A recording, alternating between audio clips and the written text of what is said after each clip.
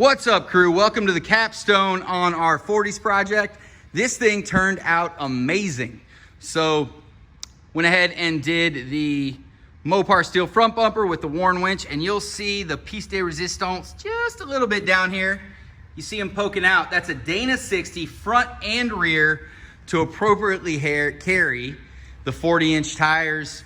The thing is unbelievable. Drives amazing. We upgraded the steering a little bit, put a bigger dampener on there, as well as all the steering components, really.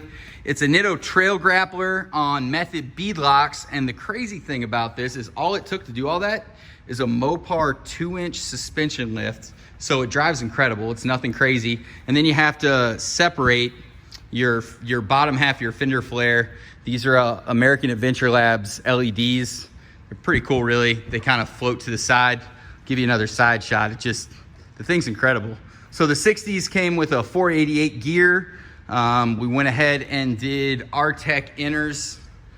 Had those powder coated. They came in raw. We also did a pedal commander, giving a little better throttle response, and then a custom sticker on the rear from us. Decal really sets it off, I think. So turned out amazing, I think.